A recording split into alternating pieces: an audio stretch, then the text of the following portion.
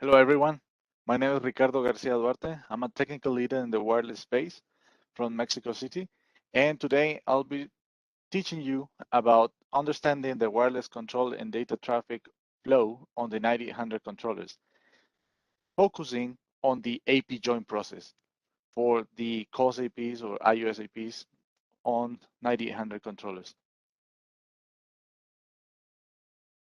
In the agenda, we're going to talk about AP join and CAPWAP timers, a little bit just on central and local switching, so you can know the difference between the central switching, the local mode on the APs, and then the Flex Connect mode. Not in depth. Flex Connect is its own training, but just for you to know how to configure and how to verify them. We're also going to talk about the port configurations a little bit and just the troubleshooting checklist or what you need to know in order to see if things are being done properly or if you need to open a collaboration.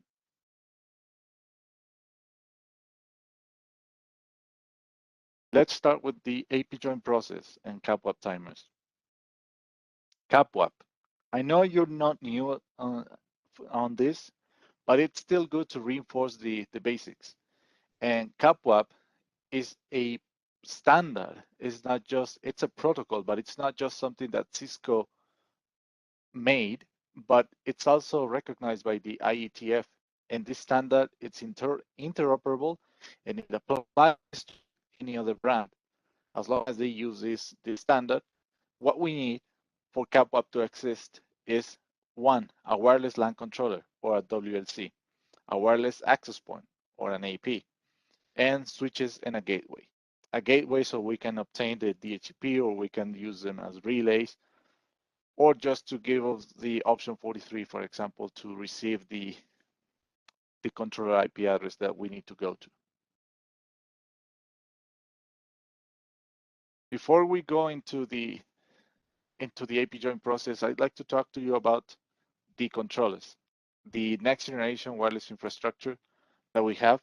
It's been here for a couple of years, but it's important to know the differences between them.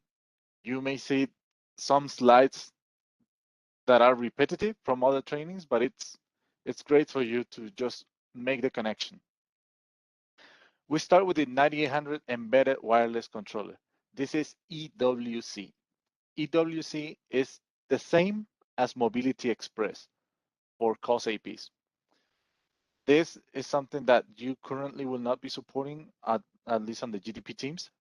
However, know that if you have an embedded wireless controller, they're talking about a 9100 series access point converted into a wireless controller.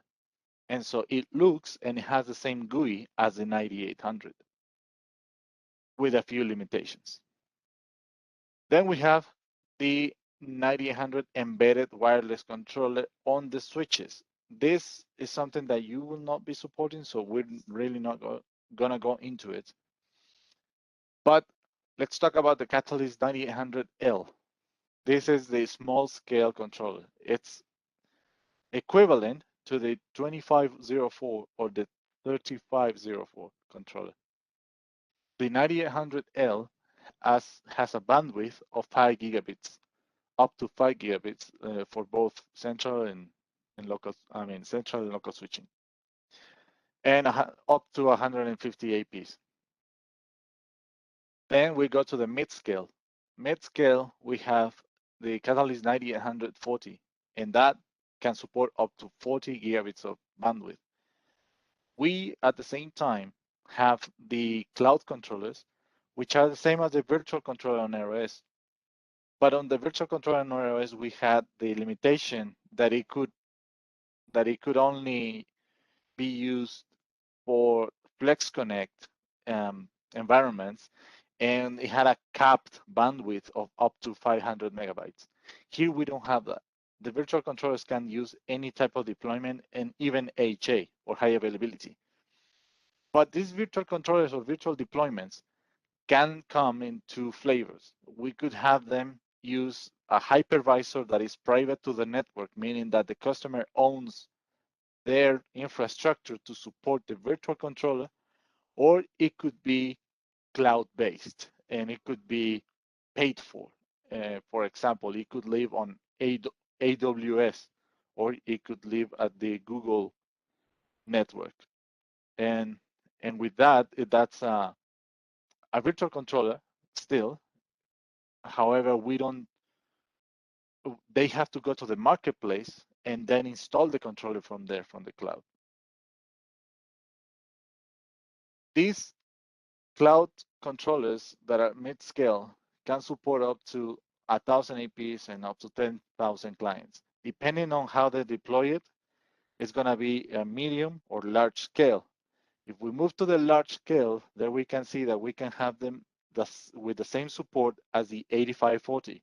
And for the appliance, that's the 9880, which can handle up to 80 gigabits of speed, up to 6,000 APs and up to 64,000 clients.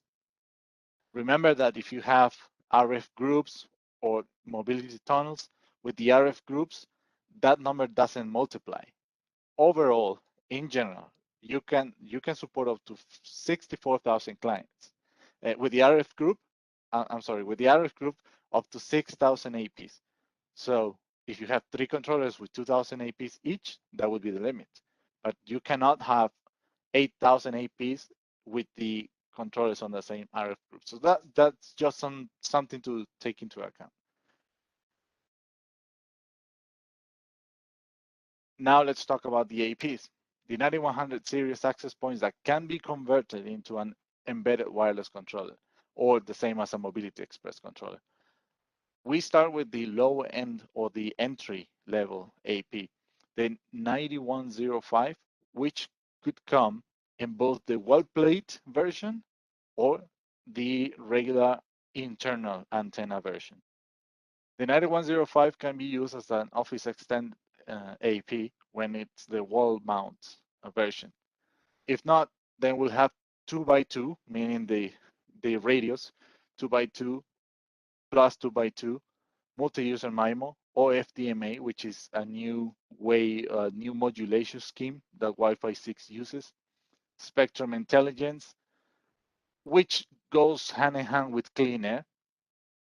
It's IoT ready, meaning that it has a different antenna that can support IoT, but is not used for Wi-Fi.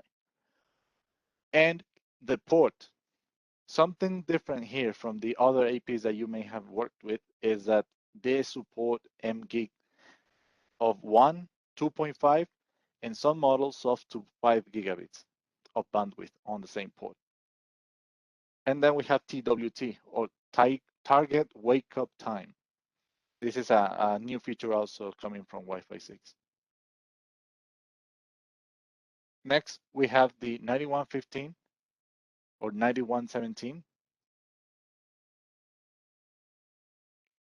The 9117 is going away, but the 9115 is staying. Here we have 4x4 plus 4x4 multi-user MIMO or FDMA, spectrum intelligence, and the mGig. Here we can see that it's also at 2.5 and 5 for the 9117. The 9115 and 9117 are basically the same, but the 9117 can support up to 5 gigabits of speed on its port. The 9120 is now the mid-level AP because it comes with a new chipset, a new chip that is a third radio. Instead of having radio 0 for 2.4, radio 1 for 5 gigahertz, now we have a radio 2, which is this RF ASIC that can handle different features. That's something for another training, but just know that this AP is different because it has a third radio, and that third radio can take care of clean air and other RRM features. This access point can support dual 5 gigahertz, meaning that just like XOR radios, we can have 2 radios working on 5 gigahertz at the same time. But they don't work independently. They can work at the same time, so the clients can get Wi-Fi 6 speeds. It's also IoT ready, and it has an mGig port of up to 2.5 gigabits per second, also supporting TWT. Then we have the high-end AP, which is the 9130. This one can support 8x8 plus 4x4. This is again, if we sum or if we add the two 5 gigahertz radios working at the same time. It has also the trade radio, and it can use both 5 gigahertz and 2.4 on the same radio that can be converted. We have the RF ASIC, IoT ready, and of course, because this is the high-end AP, then the M-Gig port will support up to 5 gigabits per second. Now, how do we map these access points and these controllers to an infrastructure, to a network for the customer? What can we expect? We can expect that we will not see any 2960 switches connected to these APs, for example. If a customer has a Wi-Fi 6 network or a 9800 controller, if they have 2960 switches, then we can expect a bottleneck on bandwidth because they can support up to 1 gigabit per port. And also, the PoE, the power over Ethernet, could be a problem because the 2960 can give up to 15.4 watts of power.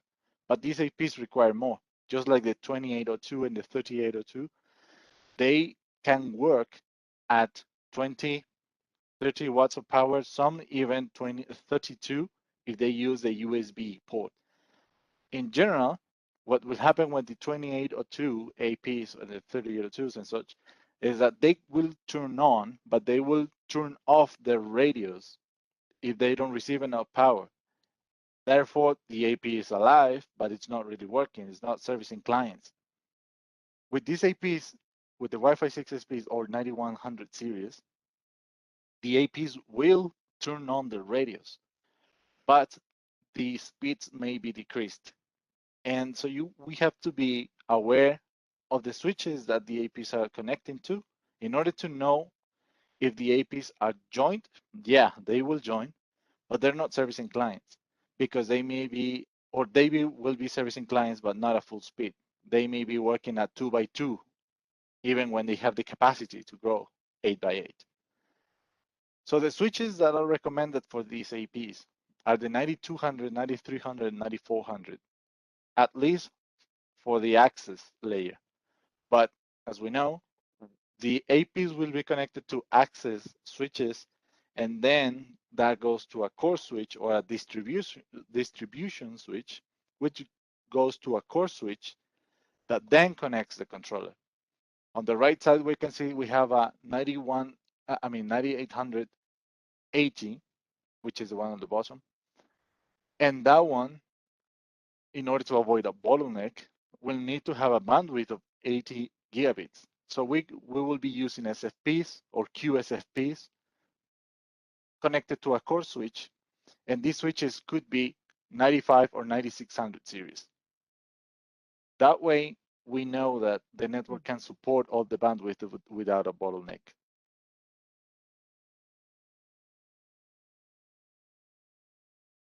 By the way, if you have any questions, feel free to ask at any time. If we wait until the end, we may forget some of them. All right. Hello, Ricardo. I do have a question, please. Sure.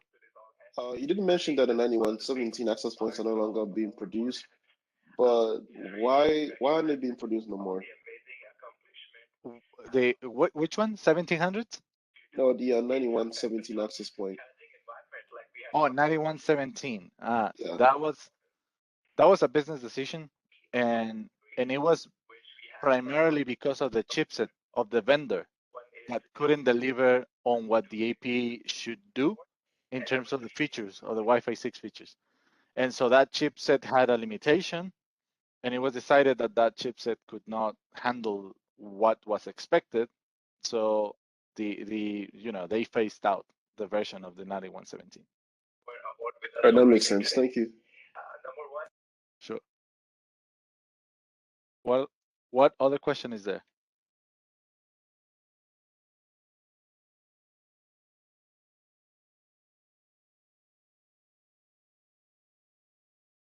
Very well. Let's move on.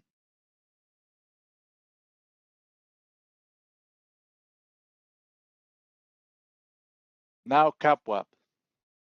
We all know CAPWAP. We all know we need it in order to form a tunnel so that the controller can communicate with the AP, and we don't know what happens inside of it, or maybe not.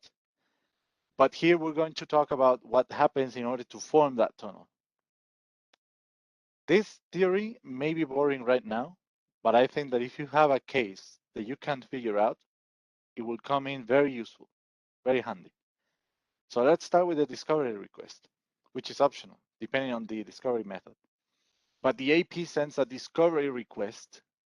The access point on the right sends a discovery request to the controller, which is on the left. The controller responds with that discovery response.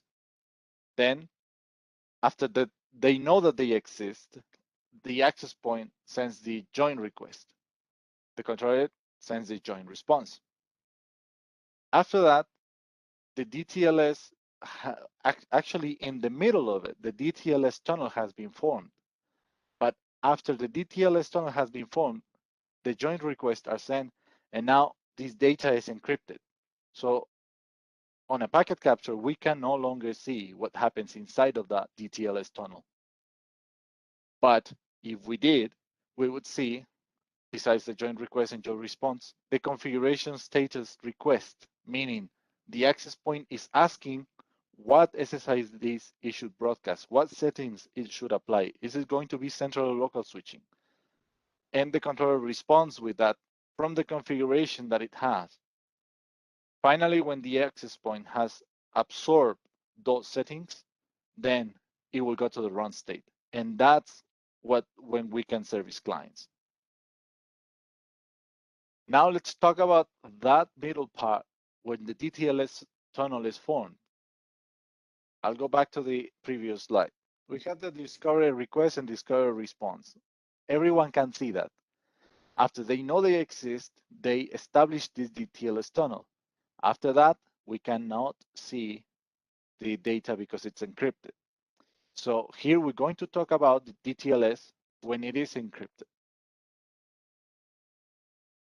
After they know they exist, then the AP sends a client hello.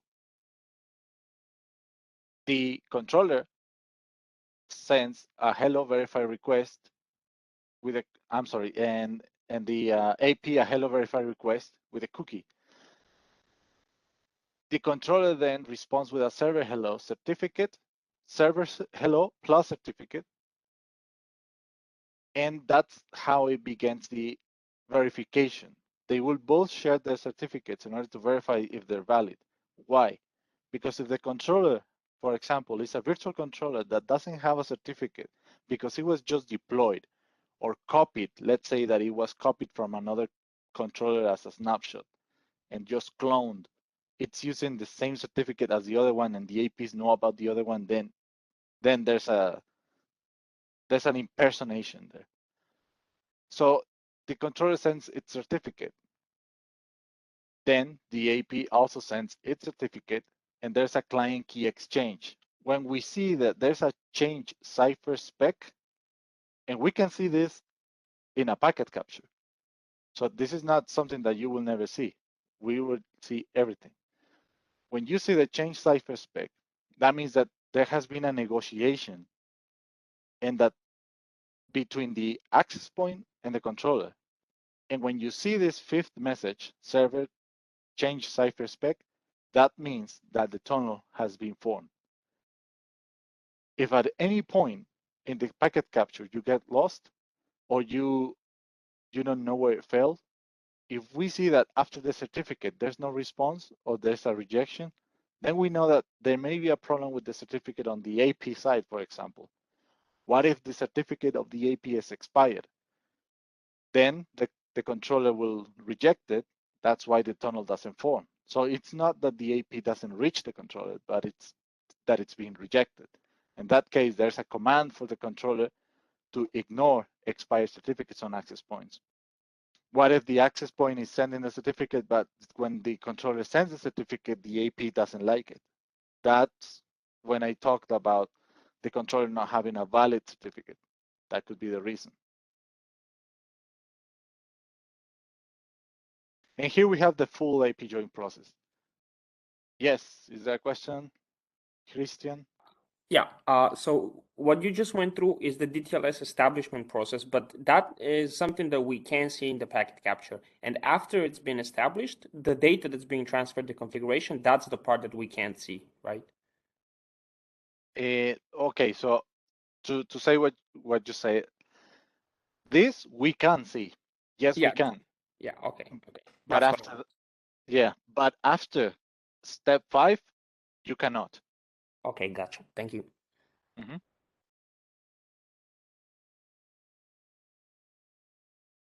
Now, we have on the right side the full process, the full AP join process. This is a link, by the way, when I share the slides, you can click on it and see everything with all details. This diagram, I'm not going to go through it in detail, but just know that this is the flow. If you want everything, here it is. What I will go through is high level, what happens on the right side from beginning to end. Here we have the discovery request from the access point to the controller. Then we have the discovery response from the controller to the access point. Up until that point, it says begin DTLS handshake. Then we have the access point send the client hello. We have the controller send the verify request and the AP, the client hello with a cookie. Then the server hello from the controller, along with the certificate that the controller sends to the AP for verification. After that, the server hello is done. The AP sends its certificate to the controller, and there's when the change cipher spec begins, when the negotiation of the keys begins. The controller will either accept or reject that, and if it accepts, then it sends the change cipher spec, which is actually called server change cipher spec. When that is done, that's when the DTLS session is established, and when we cannot see the rest of the messages after that. There's something that you should know as troubleshooters. CAPWAP can be control packets and data packets. All of these that we're seeing are control packets. But when we're talking about keep alives, you know that they're being sent every few seconds, and if they are missed, then the controller will say, okay, this tunnel is now dead. I am disjoining the AP. One curious thing that not everybody knows is that the keep alives are not actually control packets, but they are data packets. And so that's something to take into account. Now, after the DTLS session has been established, we have the join request sent by the AP to the controller. Remember, the tunnel has been formed, but it doesn't necessarily mean that they have joined. Then the controller says the join response, and then when it's accepted, the AP asks for the configuration. The controller sends the configuration, and the AP goes into the run state. Now that the AP is into the run state, what happens? The keep alives, these echo requests, echo replies, and then the event requests and event response. What's the difference between them? The echo, that's the keep alive, but the event request is what if the APs were already joined, but there was an SSID change? That would be an event. The moment that we hit apply on the controller, that's the moment that the controller will notify the APs. Here, there has been a change, and here's the new configuration. Then actually the APs will request the configuration, because that's also something that happens continuously. They request the configuration, and then the controller will respond with it. And that's how it goes from beginning to end.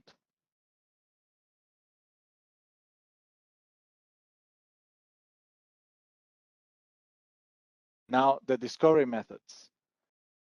We have several methods, and some are preferred over others. We know a lot about the option 43, which we'll talk about in a bit. But now that there's layer 3 CAPWAP discovery, which uses the IPv4 and IPv6, the APs have enabled to understand both IP addressing schemes. The CAPWAP multicast discovery with a specific address. Remember that that IPv6 has unique addresses. So if you're using, for example, link local assigned addresses or the multicast addresses, there is no address that will be repeated. And so in this case, the multicast address is a fixed address, which is this one. We have the locally stored controller IPv4, IPv6 address discovery stored in AP and VRAM. What does this mean? This means that these are the controllers that the AP has remembered from previous joins. The controller has a precedence method, which I will share. It's not in these slides, but there's a checklist of which method it will choose first. And then if it doesn't work, it will go to the next and the next and the next. I will add that link to a slide. Now we have the option 43. What is this? This is on the DHCP server, which could be a switch router. We could have the pool give an IP address to the AP, but also we can have it in ASCII or hex numbers. Give the IP address of the controller, F104. That always means that there will be only one IP address for one controller. If we have two IP addresses of possible controllers, then we have a primary and a secondary, something like N+1 or just two controllers that they may go to. We will use F108. And then we use the hexadecimal numbers. AC, if we translate that from hex to decimal, then we will get 172. And then that's the rest, how we convert it in pairs. AC is a number, and then that's the dot. 10 is another number, which is 16, and like that, until you get the full IP address. The APs will understand that, will get it from the DHCP server, because the DHCP server will get them the IP address and say, hey, here's the IP address that you will use. And by the way, this is the IP address of the controller that you need to go to. One extra tip for you guys. You know that the APs have a model number. This model number is not unknown to the DHCP servers. If we want, for example, with the Microsoft DHCP servers, we can set the VCI to give a different IP address to the APs depending on the model number. Some of you may have heard of this, some of you may not, but if the AP is at 2802 and then there's another 9115 or 9120, I want the 2802s to go to a 5520 controller, but I want the Wi-Fi 6 APs, the 9120s, to go to the 9800 controller. Then at the DHCP server, I will have set a VCI with a string that says that the 2802 that matches the 2802s, and another string, another VCI that matches the string for the 9120s, and then use option 43 to decide if I get a VCI string that matches 2802, send them this IP address of the 5520 controller. If I get a string of the 9120 APs, then send them the IP address of the 9800 controller. That's something very, very complex that some customers want to do. So be aware that that can be done. DHCP option 52 is the same thing, but it's just on IPv6. And then the DNS discovery. What is this? When we don't have option 43, we could have an entry on our DNS server to translate what the AP sent as Cisco-CAPWAP-controller be converted to an IP address, so that the DNS server says, I hear you're looking for this Cisco-CAPWAP-controller. I have an entry here that says that you should go to this IP address. And so the AP will find the controller. by its IP address. That I have not seen in a long time because option 43 is far more scalable. Why? Because you would have an entry on DNS to send them to an IP address, but with option 43, you can have this IP address per DHCP scope, meaning that every DHCP scope could have a different IP address and a different controller.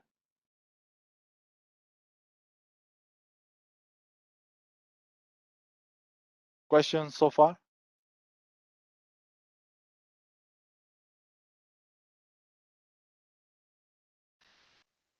All right, I'll go very quickly through this since it's not really related to the AP join process, but just know that the LED status is still relevant. We know that when it's solid blue, for example, a client is connected to it. We know that if it's blinking green, it's going through the boot process. The main reason to put this here is to know when it's not an RMA, because we may have RMAs that are unnecessary that could be recovered. APs can be recovered actually, even with through U-boot, which is the new ROMON for the COS APs. I have not done an RMA in a long time because I found it very hard for an AP not to be recovered if it boots. Even if it's in a boot loop, we could go into U-boot and recover it. And so let's take a special consideration for the three last options, blinking red. If an AP is blinking red, has it failed? Not necessarily. The AP is in Flex Connect mode, but it has just lost the connection to its controller. So it went to standalone mode. Doesn't mean that it's failing, not hardware related. And then if it's solid red, that is that's a problem with the software or the Ethernet failure. Try to reconnect the Ethernet. What if the pins on the Ethernet cable are bad? Replacing the cable may fix this problem. And blinking red, blue. That's a flash software failure. If the flash cannot be recovered, then that would apply for an RMA.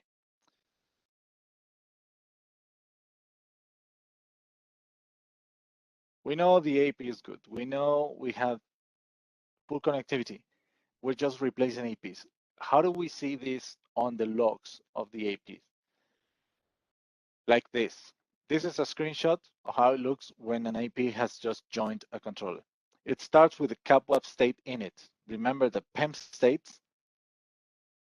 This is init or the initiation. And then we have the discovery. Discovery request sent to this IP address, 64.5 and 64.6. They are both wireless controllers. Then we have discovery responses from both controllers. And remember what happens after the discovery? The DTLS setup. We don't see anything that's happening there. This is a log from the AP, by the way. Then we have, after the DTLS setup, the join request, sending join request to .5 on the port 5264. AC means the controller. I think it's access controller or something like that. Controller accepted join request. When the result code is 0, that's good, actually. So there was a join request and a join response. Now we are in the state and the image state. I mean, CAPWAP state, image data, which is the configuration request. Before applying SSIDs and features and just settings in general, the AP needs to match the image that the controller is running. In this case, it says no upgrade, do not upgrade, no upgrade is needed. After that, then comes the configure state. And that's when it gets the radius configuration and the SSIDs and everything that comes with it in a payload, config payload. After that's done, CAPWAP state is run. AP has joined the controller 9800L and so forth. After that, then the keep alikes come. And this is how it looks on a 9800 controller. If we go to configuration, wireless access points, we will see that the APs have been registered. Also, the admin status will be with a green checkbox. And from here, we can go to something called AP join profile. This is very different than with the ROS controllers. So the CAPWAP timers are not just globally there, but they're in AP join profiles. If we go to configuration, tags and profiles, AP join, then we'll have this window where if we click on CAPWAP and high availability, here we have the CAPWAP timers. I put a few notes for you to refer to the slide like this one. CAPWAP heartbeat packets are seen as echo requests and echo response on the packet captures. So whatever we put in here is what we should see on the packet captures every 30 seconds, for example. Now, the retransmit timers, remember what happens if the AP fails or the controller fails to respond? Every 3 seconds, a retransmit is sent if they don't hear from them. Every 3 seconds, 5 times. So 5 times 3, 15. After 15 seconds of not being responded to the retransmissions, the DTLS tunnel will be torn and CAPWAP will die. This is where we change the timers. The 9800 controller can use data encryption, but remember, if the data encryption is checked or is enabled on the AP join profile, that means two things. All the data traffic will be encrypted and it will not be seen on the packet captures or will not be able to see what is inside of it. But also there is a delay. There is a delay because of the work that it implies to have the data encryption enabled. And so that could lead into a lot of problems with client connectivity or even with the APs disjoining, as we saw in the past. This has been improving, but be aware that if you have sometimes client connectivity problems or AP join issues, just come here and check. Is data encryption enabled? If it's not, I mean, if it is, ask the customer, why did you enable it? Is it something that you did intentionally? You maybe it's a government agency or something that like that. They may have this need. Sometimes FIPS, for example, also needs to be enabled. So just ask why, and before saying disable it because it's a problem, ask why and try to understand the reasons behind it. Sometimes customers say, "Oh, just because I wanted to secure my network, so I just enabled it," but they don't really have a need for it. Yes, I see a hand raised. In the previous slide, where is the high availability? What is the purpose of modify all these parameters? In the previous slide, this one. Yes, that's correct. Sometimes the customer has branches, which may be areas that are remote and they don't have the same type of connectivity as other branches. They could have latency delays. and delays. Okay. Yeah. And that's why you don't want to apply those timers to everything, but you could use a few APs and what was before an AP group, now it's an AP joint profile. Mm-hmm. And you could have different timers for those APs in particular. Okay. And is there a table with the information with the best practices or something in this part to know the best times in this case or seconds? There is a table which says the best practices only. There's not a table that says increase it at this number if you have this bandwidth. There's nothing like that. But there's one for best practices not to go beyond, for example, 300 milliseconds for voice or 100 milliseconds for backwards. 100 milliseconds for voice, 300 milliseconds for data. Something like that is best practice in terms of client traffic, but there's no such table for bandwidth on AP. on APs. Okay, thank you. Yeah.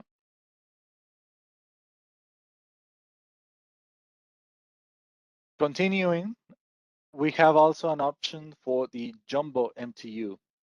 The MTU, as you know, is the maximum transmission unit, and that is by default 1500 on everything we do, everything we use. But with DNAC, something a new requirement came. DNAC uses jumbo frames, and they could go up to 9,000 instead of 1,500. The least they could use is 1,550, but even 1,550 is too big for the defaults that most of the devices use. And the controller can handle it, but not necessarily the APs. So if you have the APs joined to a DNAC center, to a DNAC environment and a fabric wireless environment, then most probably you will need to enable the jumbo frames. The controller, like I said, that is able to support up to 9,000 by default, and the controller is what will be in the fabric. So just be careful to when you have this enabled, and just try to understand what the customer is using. If DNAC is involved, maybe DNAC is involved, but maybe the controller is not necessarily in the fabric. And that's another reason why not to turn this on. And then we have the link latency. This is the same as we had in ROS, like for Flex Connect, local switching. We have also remote areas. We have the option just to enable it.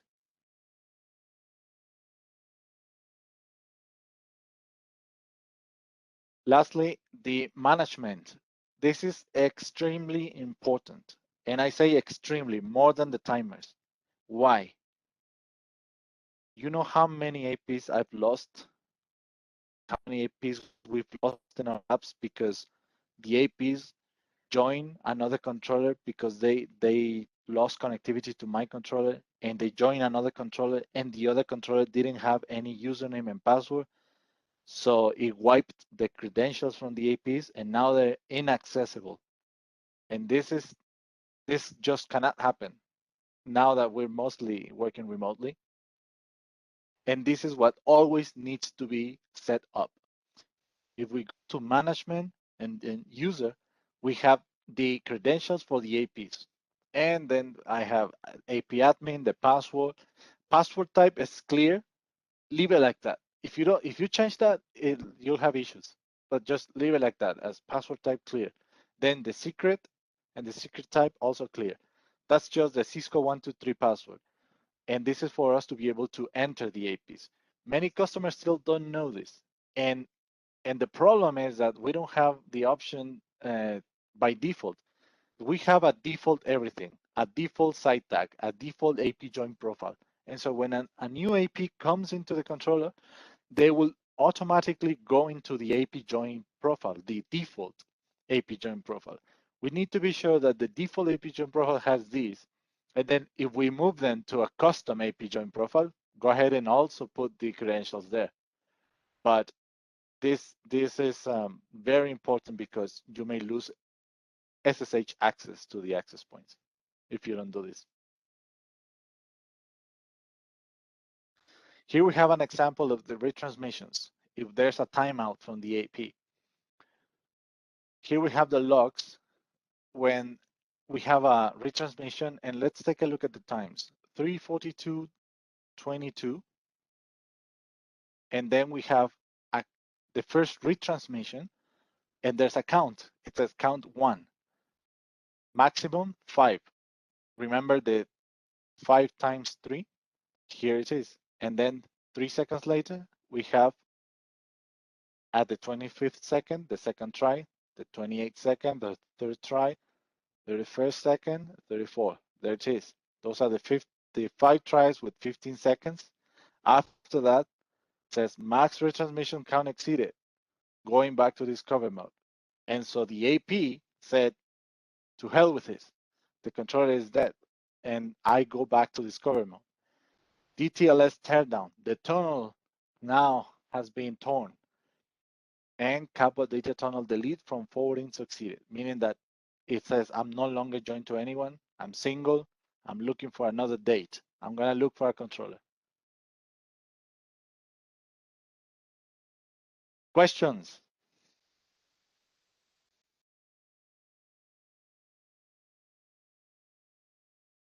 All right. Lightweight APs, we know them. We have local, Flex Connect, Monitor, Sniffer, Rogue Detector, Bridge Mesh, and Flex plus Bridge modes on all APs. What's the difference?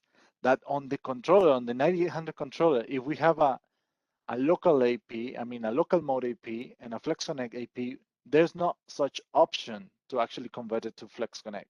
And so we have to do something different there because now we have all these tags and all these profiles that we need to know and know how to map them. Just to verify them. If we go to configuration, wireless, and access points, we'll see the AP mode. In this case, we have two APs here. One is in sniffer mode, the other one's in local mode. How do we understand the profiles and the tags? The access point can use up to 3 tags: the policy tag, the site tag, and the RF tag. For the purposes of this training, we'll focus mainly on the site tag. There's also something that may happen on the policy profile, but and that's only in terms of the VLAN that they will use for the clients. But we'll mainly focus on the site tag. The site tag contains the AP join profile and the flex profile. Those are the two things that it has, plus this option that says local site state. This may be confusing at first because it was confusing for me too, but that's how they decided to call it. If local site state is enabled, the AP is in local mode. If local site state is disabled, the AP is in Flex Connect mode. That's how it is.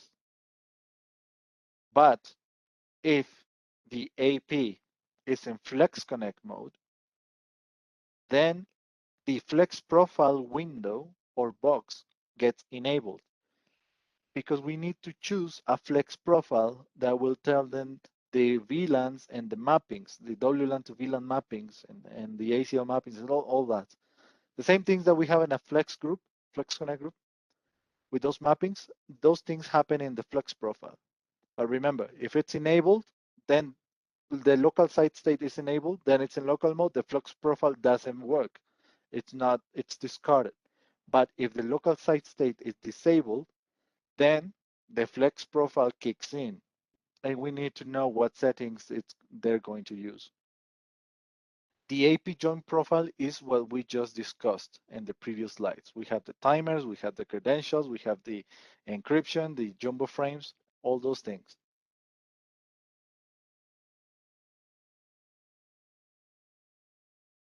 Here's the explanation that I just gave with a little bit more detail.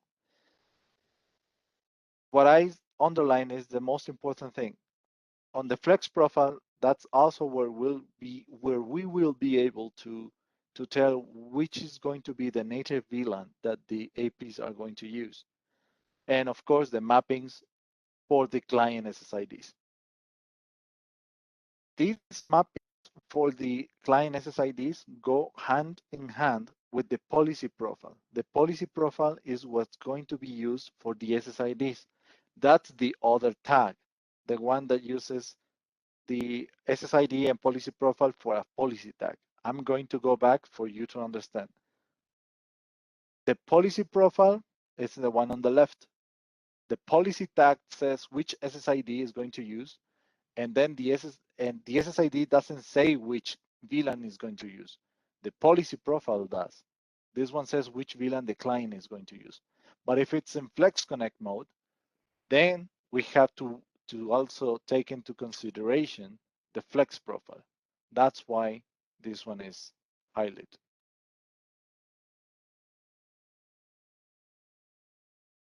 Yes, Christian. So if I understand correctly, these policy profile, and if it's in local mode, and then flex profile if it's in flex connect mode. These act like an interface would act dictating which VLAN the clients are going to use. Yeah, that's right. And we don't have separate interfaces like we did in the Air OS controllers. No, you could, but that's for the controller to handle. Mhm. It's not right. It's not. You don't have the interfaces or interface groups like AirOS. No. Okay, thank you.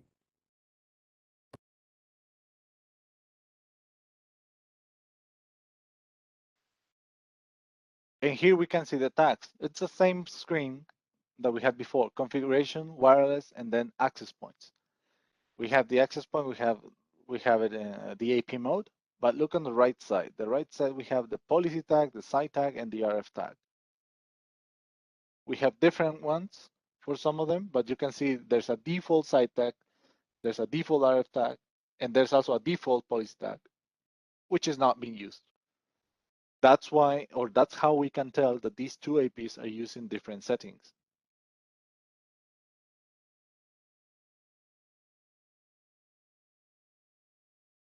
I don't see the need to go over this for you guys since you already connect everything here.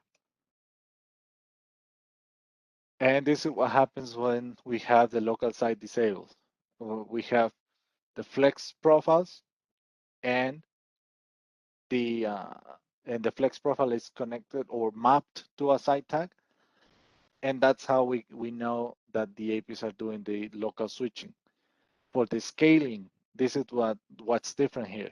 For the controllers, the 9880 can use up to 6,000 flex profiles, the 9140 up to 2,000 flex profiles, and the 9800L up to 250 flex profiles.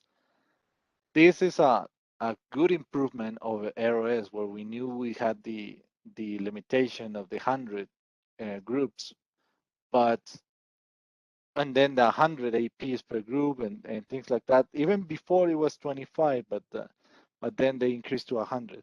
Here we have this improvement on the amount of profiles that we can use. However, the limitation still stays, where we can have up to 100 APs per flex site tag.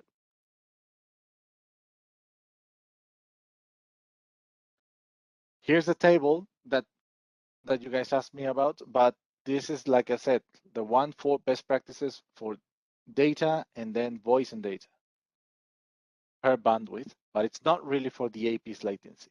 This is considering the client connectivity. And that's actually what matters at the end of the day. It doesn't matter the bandwidth for the AP, it matters the bandwidth for the client. If the bandwidth for the client is good, the bandwidth for the AP will be good.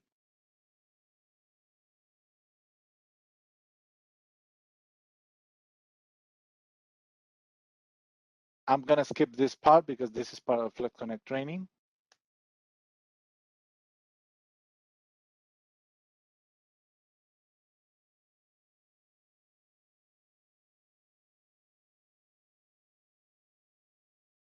I'm gonna pause a little bit, just a moment.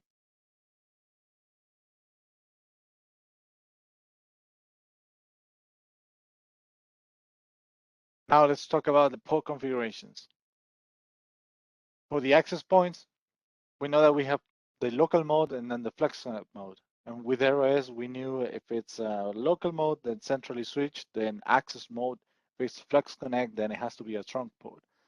Well, it's the same, but in case that you're a new hire, then it's good to just go over this very quickly. For the port config for the access mode on controller and the APs will be just to set switch port access VLAN, the VLAN that we're trying to use for that, and switch port mode access. Remember that the AP will use that VLAN, but it will use the rest of the VLANs from the SSIDs inside the CAPWAP tunnel. So the VLANs don't have to be stated on the access port. On the other side, if we have a trunk port, Then we go with the trunk, switch port trunk allowed VLANs, and then the VLANs that we're going to use. This is different from the other one because here we're using CAPWAP only for the control frames, only for those event request configuration changes, but not really the data. The data is not going through the CAPWAP tunnel when we're using FlexConnect. And so we need to declare the VLANs on the port that the AP is connected to, because the AP will use those VLANs on the switch port to switch the traffic, the data traffic for the clients. That's why we have the list of all the client VLANs there. For management, AP management traffic uses the native VLAN by default. What is this? If we have VLANs 10 and 20 for two SSIDs that we're working with on the access point, the access point is not necessarily going to use VLAN 10 or 20. It will use another VLAN, and as a matter of security, it's actually recommended.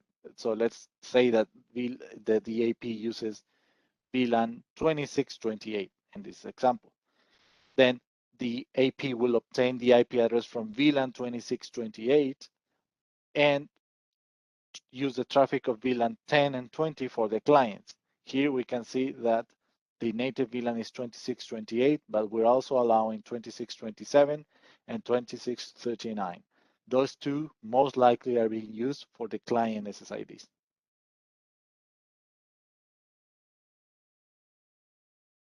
(9100) link aggregation or lag.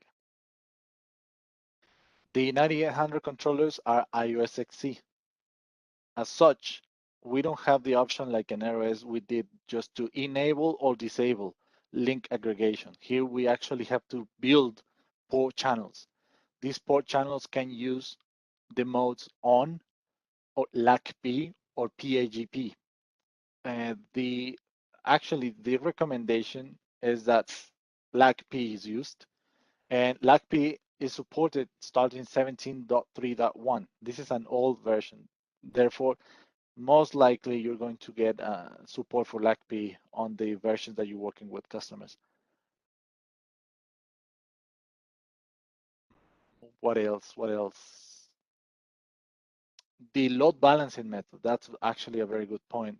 You can see the last line there that says port channel load balance, source destination mixed IP port. That's the best practice. It's part of the documentation of best practices for deployments of 9800 controllers. Be sure that it's there when you build the port channel. And if you have, a problem with the customer that says that everything worked when they had one port, but now they did the link aggregation, it's not working, don't miss to check that.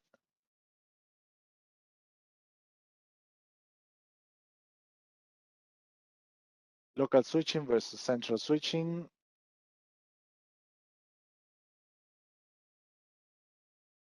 Now let's take a look at what we should do on the controller in case that we have an issue especially with the AP join. Common failure reasons. The time is incorrect. That still happens sometimes. The AP send the join request to the non-management VLAN on the controller. The controller is like a switch. I always see it this way. It's not a router because it doesn't handle layer 3. It doesn't route. It only has a static route. And as an exception, it uses a VRF, one VRF.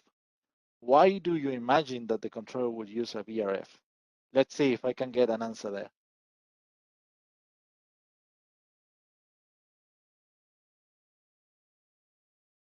No one? Why does the controller uses one VRF?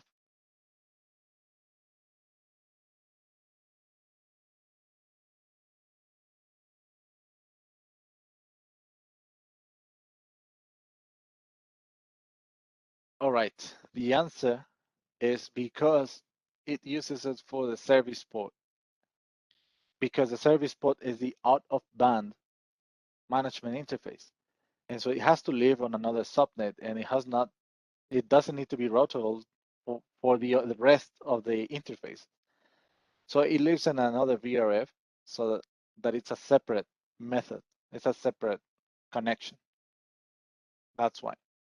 And so these management requests, I mean, this AP join request may be pointing to an IP address that's, for example, the service port. But of course, that's not going to work. We have to be sure that they go to the wireless management interface. And we can quickly see that with a show run. If you do show run pipe include management, you will see the wireless management interface and the IP address, because the controller, like I said, it's a switch, could have several SVIs, like the dynamic interfaces we had on RS. But one of them will be the wireless management interface. And the way to know it is with a show run. Or actually also show wireless mobility summary will also tell you that. Then CAPWAP UDP ports are being blocked. Of course, that's basic. Mismatch in regulatory domain. Country codes are still a thing here. Small MTU size. Remember that the APs can support down to 576. They can go up to 1005 and then 1485. They will go up and down depending whether transmissions are being missed. The APs will think that there's probably an MTU problem, and then maybe they go down on it. But sometimes what happens is that in the infrastructure, the MTU is fixed, and there's a don't fragment bit set, and so the packets are not reassembled. That could be a problem. Unauthorized AP certificates, expired mix, like I mentioned in the past, unknown LSCs, in case that the APs are using LSCs, then for a PKI infrastructure, then the rules change. The controller supports LSC, but if they have to be previously joined to the controller, so they can absorb those settings and the certificates in order to then switch from the MIC to the LSC. Or APs in bridge mode, what happens if they're in mesh mode? Of course, we need to add the MAC address of the AP into the controller in order for the APs to be allowed. Now, let's take a packet capture. We take a packet capture from the controller, we can see everything that happens. This is the easy way. I actually prefer this to the traces, because here we can see what we discussed in the past. If the DTLS tunnel is formed, to me, that was good. If after the DTLS tunnel is formed, things are failing, then I go to the traces. That's what I personally do. But packet capture is the easy, quick way to do it. We go to troubleshooting, packet capture, and add. Here we have the option to create a packet capture on the controller. It's an embedded packet capture. So this is just like what we did on the switches, but on the GUI. It's fantastic. It's very, very easy. You give it a name. You could set monitor control plane, and I'll tell you what's different here. And you may not have heard of this. If you check monitor control plane, then the packet capture is not going to only show the packets that are transversing through that port, but also all the packets that hit the CPU. And so you may get unwanted packets, and the packet capture may get filled very, very soon. That's why be careful, especially if it's a 9880 controller. If it's a low end or there's not that much traffic, then you could enable this in order to see more. I will show you what's different between having this disabled and enabled in the next packet captures, but just know that's the difference. In this case, I enabled it. The buffer size can be only up to 100 megabytes. And then we have the available interfaces to capture. Here, since it's an AP join issue, it's always going to go to the management interface. So I select only the management interface. I don't want to select the port channel. If I select the port channel, that is going to get filled in 5 seconds. Then we have a start button and a stop button.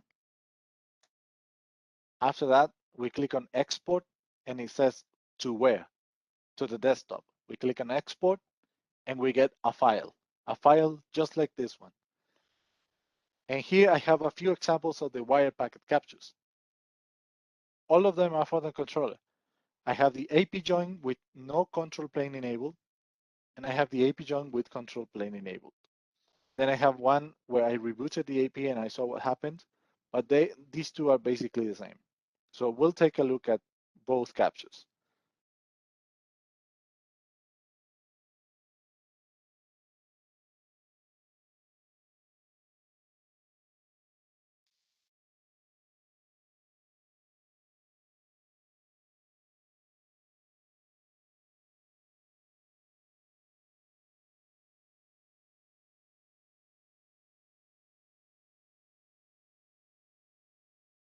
I'm going to stop the recording for a moment.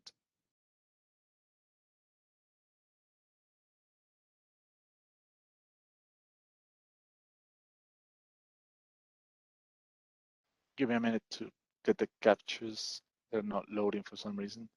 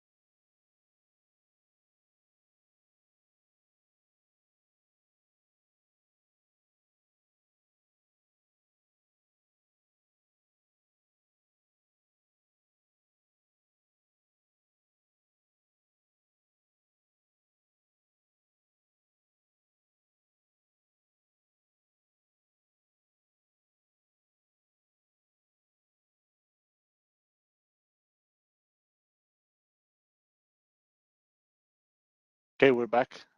We have now the packet captures, and I see a hand raised.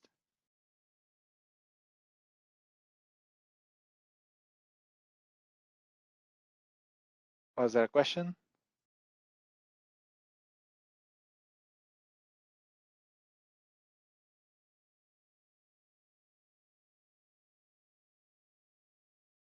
Seems not. All right. This is a packet capture without control plane enabled. Here we can see several packets, but how do we filter? This I really like because it's really simple. You can type CAPWAP, and not only it filters by CAPWAP, but it also includes DTLS, which makes it very easy. Here we can see that we start with the IP address of the access point, which is 15, and the controller is .5. We have the discovery request from the control and from the access point to the controller, and then we have a discovery response from the controller to the access point. After that, guess what comes? The client hello from the access point to the controller in order to start the DTLS handshake. And here we have the hello verify request from the server. And then we have the client hello with a cookie from the access point to the controller. Then we have the server hello with a cookie and the certificate from the controller. Doesn't it look beautiful? Just seeing the same things we saw in the past, we are seeing it here. And we have the certificate being fragmented and then reassembled. The same thing goes from the access point to the controller, and we start the client key exchange. They decided that the certificates are good, so they started with the client key exchange. The access point started again. Then it did the certificate verify, change cipher spec from the access point to the controller, and the last message, remember, the server changed cipher spec. This comes from the controller to the access point, and after that, everything is encrypted. Now it makes sense. Let's see what's different when we have control plane enabled.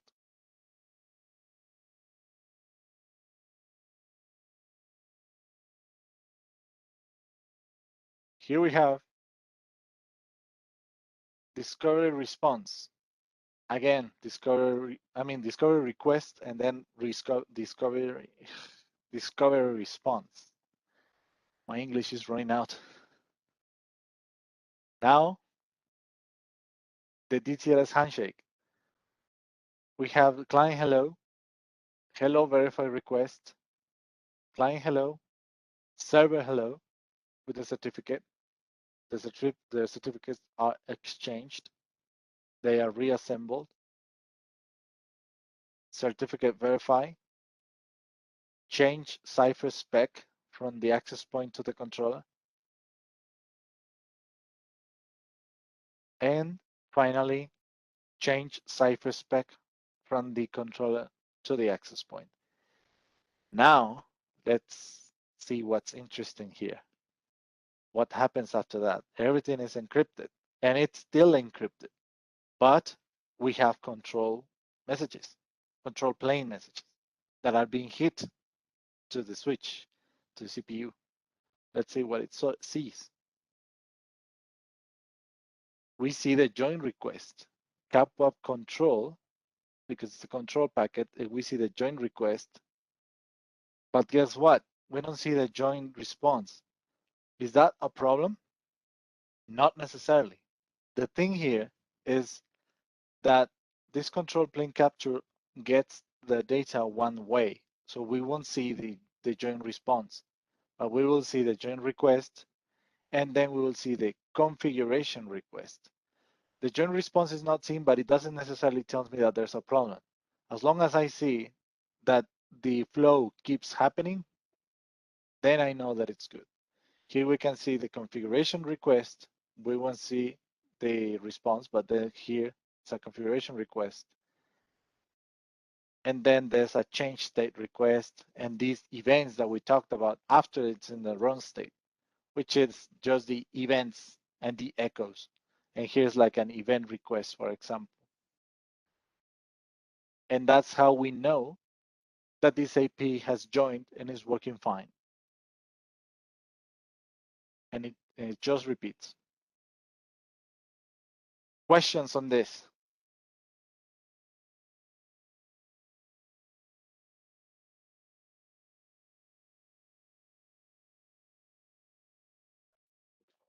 I have a question. Go ahead. So if you want to get this capture again, so do you basically, like when you connect the access point to the controller, do you basically just quickly go ahead and start troubleshooting, or is it going to be, would you able to still see all this information after like the access point joins the controller? I didn't really understand the question. So like for example, let's say you go to your interface and you see that the access point is joined to the controller. Can you still see the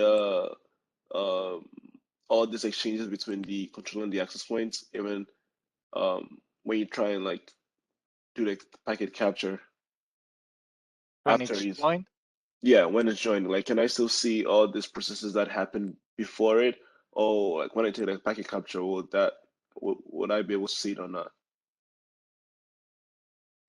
okay. No, you will not be able to see historically what happened on a packet capture. The packet capture is on the spot. From that moment when you hit start and on. And this I did before the AP joined. So what I did, it was actually I torn the CAPWAP tunnel. I type test CAPWAP restart on the access point, and that makes the CAPWAP totally go, to be torn and redone. So that's why I started the capture. I type test CAPWAP restart on the access point. That's why I capture all of this. If you wanted to do it historically, then you need the client traces. But the client traces need to be previously enabled in order to catch everything. All right. So what's the command again? Tests CAPWAP restart. Yes, I will show you in a moment in the demo. Okay. All right. For sure. Appreciate that. Yes, Christian. I totally forgot my question, but when I think of it, I'll my head again. Okay. No, actually, I got it. Yes. Okay. So we can capture data packets, right? Does this packet capture work, for example, if you want to troubleshoot clients, if the APs are in Flex Connect mode? Let's say that we have a client that's not able to join an SSID, and we want to do a packet capture, but instead of over the air, we do it on the controller. Does it have to be? Does the AP have to be in local mode, or is it going to work with Flex Connect? That's an interesting question. The answer is a partial yes. It's not going to be enough. But for example, there are the association requests, association responses, and authentication requests, authentication responses, you can see on a packet capture on the controller because they get there. The access point will get them and forward it to the controller depending on its configuration. In the past, we had the iOS would work differently, and they could handle, for example, the association requests on their own. They wouldn't necessarily send it to the controller. And I think there's actually a setting for that to handle, to forward or not forward to the controller. But that's for another session. I don't have that handy right now. But okay. But to your question, yes, the controller will know from the AP the association request, association response, and you can see them there. What's the problem? The problem is, imagine how big is the capture going to be if you take it on the controller side for a single client. It's best to do it at the AP side. Yeah. Good question there. Interesting. Any other?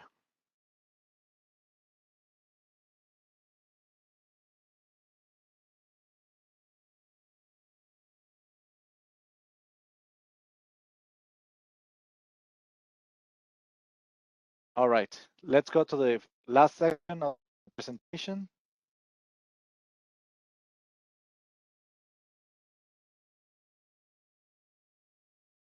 What to ask for? What happens? How do we troubleshoot this? For an AP join issue, we have to know the AP model and also the AP mode, if it's a Flex Connect or local mode. Of course, if it's in bridge mode, what do we need? MAC address into the controller. Can the access point ping the controller? If it cannot, that's the first issue. But sometimes, only very few times, the APs are not allowed pings in the network because of the firewalls or the security types that they have, but the CAPWAP ports are open. So don't be misled by that. If you can't ping, most likely it's a network connectivity issue, but only sometimes. Just ask, do you have a firewall that blocks pings? They say yes or no, then that's your answer. Just keep that into account. Sometimes pings don't work, but CAPWAP does. And the embedded packet capture with control plane enabled. That's only if you really want to see what happens after that, but most of the times you don't need to have control plane enabled. You can see up until the DTLS handshake. In my experience, if the DTLS handshake fails, that's mostly where the problem is, and if it succeeds, then there's no problem after that. From the AP, you can run these commands, show version, which provides the AP Ethernet MAC address, and there's a reason why. show interfaces .11 radio 0, which provides the base radio MAC address, because we know every access point has 2 MAC addresses. And to check power, show CDP inline underscore power. This will tell you how many watts the AP is pulling from the switch if it's not using a power injector.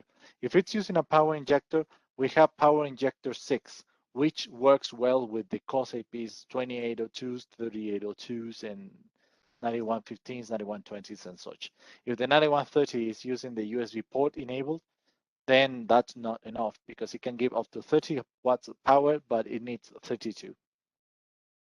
On the controller side, show commands that you may need. Show AP summary, show AP uptime, show wireless stats, AP join summary, show wireless stats, AP MAC address, join detailed.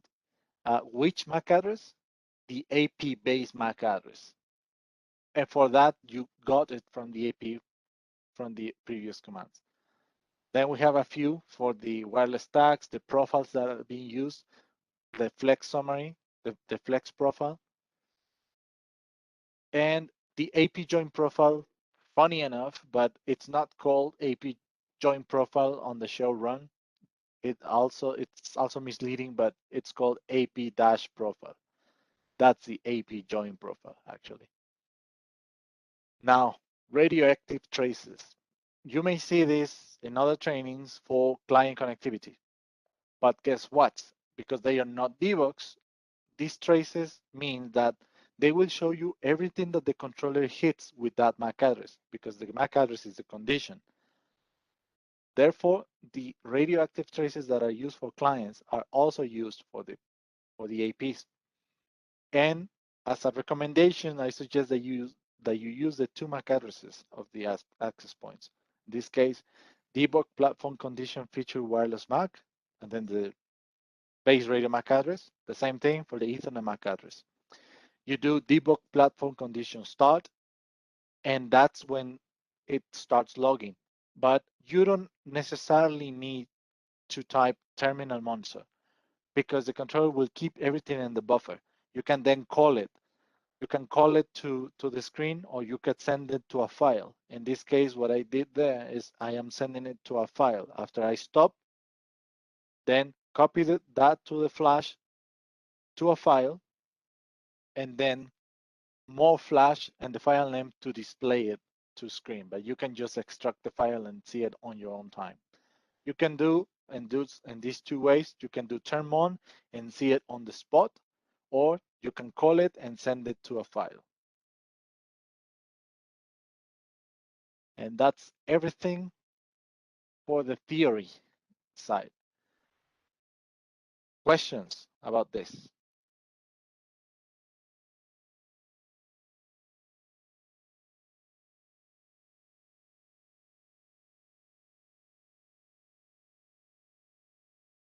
If there are no questions, I'm gonna stop this recording entirely.